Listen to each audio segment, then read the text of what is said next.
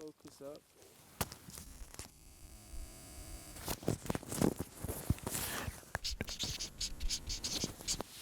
Myself and Brennan just sat down. Pop that in your back pocket.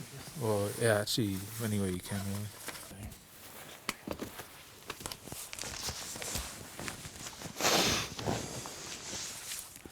Let's start at the beginning.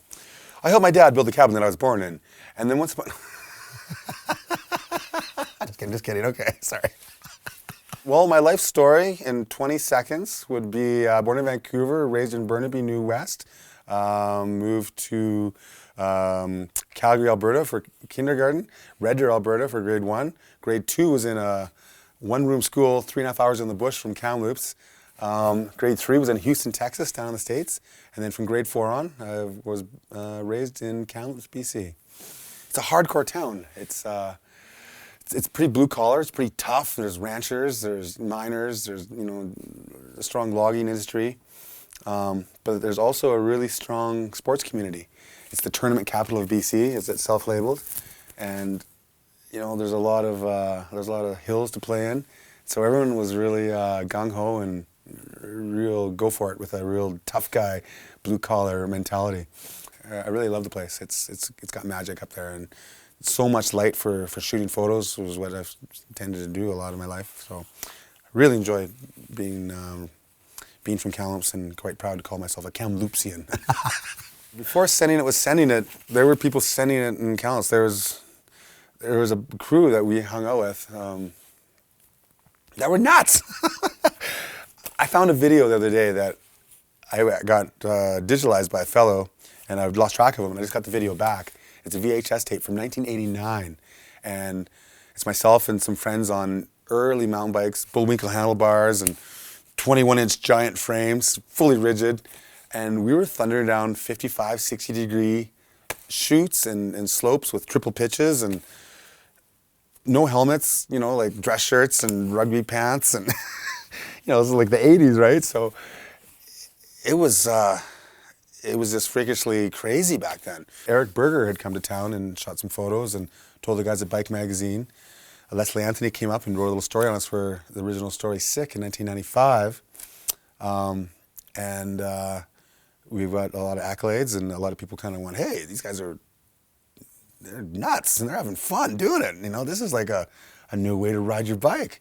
And all of a sudden, we started getting free bikes and plane tickets, and things were rolling. And, I wasn't actually in the woods tree planting or paving or, fencing or, banging nails to try and make a living. All of a sudden I was just riding my bike. My mom didn't realize, that, Richie and Wade and I had gotten famous or whatnot, and she joined me to Interbike. And I was signing posters down there, and there was a lineup of people back in those days when we were all rock stars and stuff, down around the corner of the booth, and like 5 people wide, and people psyched to get my autograph. And she's sitting there going, that's my little boy. What's going on here? And I'm like, I don't know. just go with it. Just go with it, Mom. Richie actually was the first one to start, getting a paycheck for riding, and we all got picked up by Rocky Mountain as well.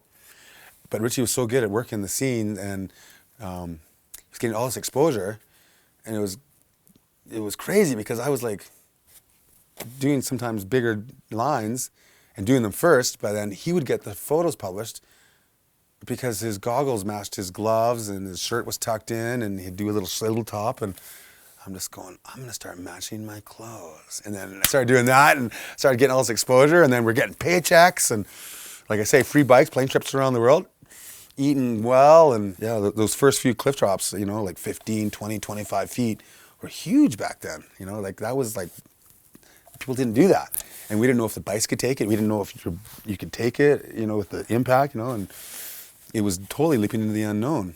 And people do it now because they see people do it in movies, or they see someone do it at the bike park, and you got good bikes to do it with. We had horrible bikes, not horrible bikes, but early bikes.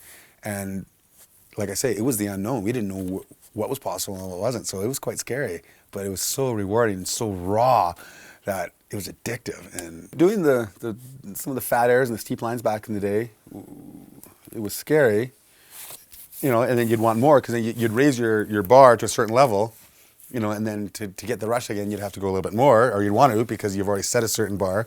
And, you know, like if you did a 15-footer and then Wade did an 18-footer, then, you know, you kind of wanted to do a 20-footer, you know, which was normal, right? It's typical nature of man. Did my personality outshine my riding? Yeah, probably. You know, I'm pretty confident dude. I'm pretty loud. I'm happy. I'm a happy, loud guy.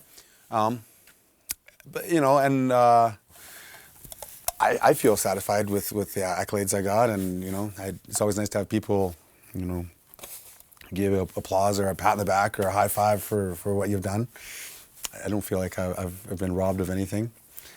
I had a serious tailspin for a few years, in the fact that, you know, I partied a little too hard. I partied way too hard for a while. I really like partying, and I'm really sociable, and I love people, and, you know, it can be pretty fun. So, you know, a lot of people will want to party with you because you're fun, and, you know, you get free beers, and, you know, you get pulled into situations with people that you don't expect, and I got right into getting wasted for a while, and I was all about just going hard, and I was a competitive partier as much as anybody, and I got really quite selfish in just partying as hard and with as many people as I could, and it's something I'm not proud of. You know, I took it way too far. I went over the edge, and you know, it hurt my family, and hurt my friends a lot, and hurt myself a lot. And you know, I had my grandma die. My dad came and asked me if I would come home and help out. You know, deal with his mourning and his grief. And then I actually I went to rehab and, you know, learned some good tools on how to keep the inner crazy party beast within, you know, at bay. And came to Crankworks, and I met a beautiful girl, and then my dad ended up dying, and I was about 7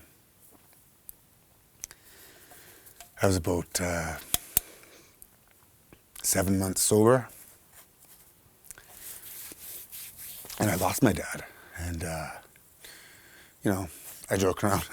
It was the worst thing in my life. You know, he was a comedian and whatnot. You know, probably the worst thing in his life. But it was a horrible experience, and I really miss him. And I'm just glad he saw me back on it and sober for a while. But you know, I had a beautiful lady that I'd met and had become my wife, and we had a baby. And I got a bike again. Rocky Mountain gave me a bike, and with all those combinations of things and a lot of just self-will and just grit, I came through it. There's only so much time you have in this world, and you never know when it's going to end. My grandpa had a great quote that I love, and it was, live your life like you want to remember it. If you want to be the best couch potato in the world, surf it up on the couch. If you want to be the best cat burglar, give her Pink Panther. If you want to be the best bike rider in the world, ride your bike. If you want to be the best joke teller, start practicing, cracking jokes. You know, however you want to live your life, that's, you know, that's how you should live it. That's however you want to look at it. You know, looking back from the rocking chair. And I spread the passion with other people, I think, is why I'm still around. I don't know. I'm just one of those tenacious lifer guys, right? No, just mountain biking. We're lifers, some of us. And you know, if there's a nuclear holocaust, it'd be like, you know, the Rolling Stones,